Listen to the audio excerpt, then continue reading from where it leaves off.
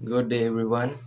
I'm Elmar B. Caroldolan, and we will discuss the effects of the liquid's free surface inside a tank or compartment to the vessel's stability.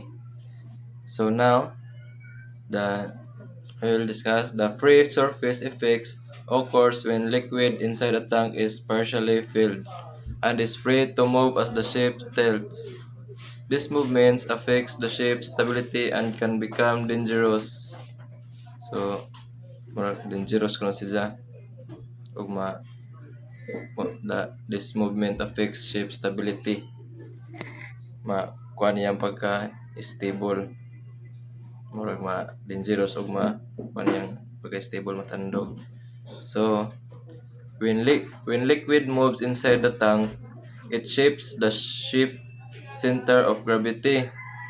This causes a virtual loss of metacentric height, making the shape less stable. So, humihina ang stability sa barko basta masudlan ang mo kuan when liquid moves inside the tank mato siya mo kuan ang isang stability mo hinay. So shifting of height as the ship sails, the liquid flows the lower side. This like transferring weight which makes the ship tilt more. So ang tubig mo balhin sa usa ka side kaya murag mo takilid ang barko kay ang tubig adto mo balhin sa pika side murag mo kuan ag bugat adto mo balhin mo adto pud mo pag kabugaton mo ag tubig kung mo balhin sa pika side mo takilid yun ang barko kay mo kuan ang kabugat adto. So to siya nya mo kuan pud tong stability niya di may stable. So, increase heeling and rolling. The moving liquid creates additional force that increases rolling motion. It can create a continuous rolling effect in rough seas. So, mas lumalala ang pagtilt at pag-uga ng barko. So, risk of capsizing if not controlled, the free surface effect can overcome the ship stability and cause. So, mo to siya pwede mo kuan ang barko mo sayangan darang mutaob pwede siya ma sayangan darang ma mo kuan mo lubog kay di makuan yang stability tungod sa pagka di stable yang stability pwede mo lubog ang barko can cause of kuan kay ug makuha nag-iyahang barko di stable. So no effect if tank is full or empty. Mato siya half full and delikado hindi full or empty. Delikado din na siya kung dili puno or walay sulod. Delikado dahil gihapon na siya.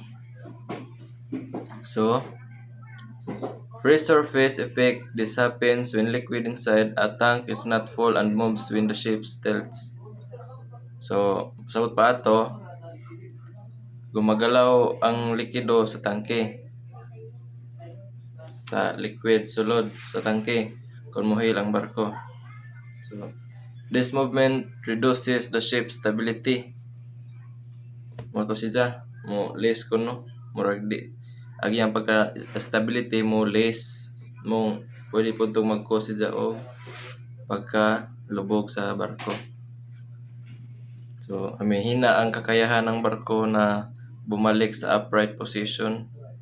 Mong ug motakilid siya, dugay siya makabalik mong maka-cause po to siya pagka taob sa barko mong delikado yun na. Also, the liquid shifts to one side causing more tilt. Mas modako ang pagtakilid sa barko, mas delikado na gyud. Murag maglisod na gyud og balik. It also increases rolling and can lead to capsizing if not controlled. For example, half-filled tank is dangerous because the liquid moves but full or empty tank is safe. sa kuan pa to, delikado gyud og motakilid ang barko. Okay. List naman yung stability, maglisod na gyud og balik, maglisod na control. Dangerous yun na. So, sa tapusan, free surface effects reduces stability and can cause sinking. Importante gyud nga kontrolado ang liquid sa tank para safe ang barko.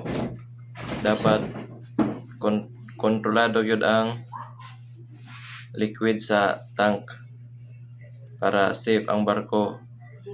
Unya di pod ma-disgrasya ang barko. So dapat mo to kung ma-discuss, so akong makuang tip, akong nasabtan, so dapat makontrol nimo ang liquid sa barko nya aron mapantay nimo sidya, dili mo takilid aron stable gyapon panatili ang stability sa barko para safe ang barko ug ang crew. So mura to kung nasabtan og na-discuss, and thank you.